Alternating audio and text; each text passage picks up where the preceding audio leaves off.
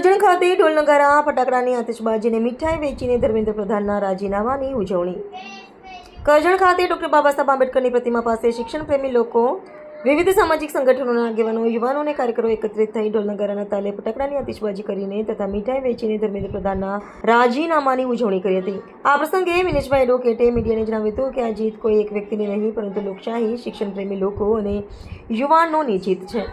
જ્યારે લોકો એકતા સાથે પોતાના હક માટે સંઘર્ષ કરે છે ત્યારે ન્યાય મળતો જ હોય છે। દુનિયા ઝૂકતી છે, ઝુકાવનાર જોઈએ। આ સંઘર્ષ એ વાતનું જીવંત ઉદાહરણ છે કે સંગઠિત પ્રયાસો અને લોકશાહી માર્ગે લડાયેલો સંઘર્ષ હંમેશા સકારાત્મક પરિણામ આપે છે। તેમણે વધુમાં જણાવ્યું હતું કે શિક્ષણ અને વિદ્યાર્થીઓના ભવિષ્ય સાથે જોડાયેલા પ્રશ્નોમાં સમાજે હંમેશા જાગૃત રહી અવાજ ઉઠાવવો જોઈએ।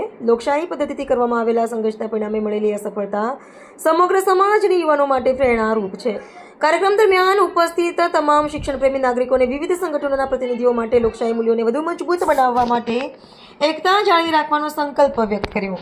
ભારત દેશની અંદર શિક્ષણ માટે છેલ્લા 36 દિવસથી સંઘર્ષભર્યું આંદોલન ચાલતું હતું।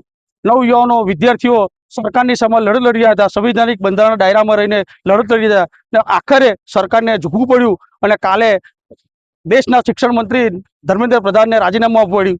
આમ જોવા જઈએ તો આ લોકશાહીની જીત છે, નવયુવાનોની જીત છે। અને આ જ રીતે દેશની અંદર જો નવયુવાનોથી માંડીને તમામ લોકો જો સરકારના કોઈ ખોટા કામ હશે, સરકારની કોઈ ખોટી પ્રવૃત્તિ છે, એમાં સંઘર્ષ થઈ ભેગા થઈને લડશે તો 100% ન્યાય મળશે। અને આના પરથી સ્પષ્ટપણે સાબિત થાય છે દુનિયા ઝુકતી હૈ, ઝુકાના વાલા ચાહીએ। અને આ સોનમ વાંગચુક સાહેબ, અભિજીતજી તથા બીજા નામી અનામી લોકોએ આ જે આંદોલનને વેગવંતું બનાવ્યું, સરકારને અમે સતત સંઘર્ષ કર્યો અને ભારત દેશની અંદર નવયુવાનો ન્યાય અને શિક્ષણની પ્રથાને જાળવી રાખી અને સરકારે પણ માંગણી સ્વીકારી કે અમે આ બાબતે ઠોસ પગલાં કંઈક લઈશું। અને આ જે ભવ્ય જીત જે લોકશાહીમાં થઈ છે નવયુવાનોની, એ જીતનું આજરોજ કરજણની અંદર ફટાકડા ફોડી અને ઉજવણી કરવામાં આવી છે।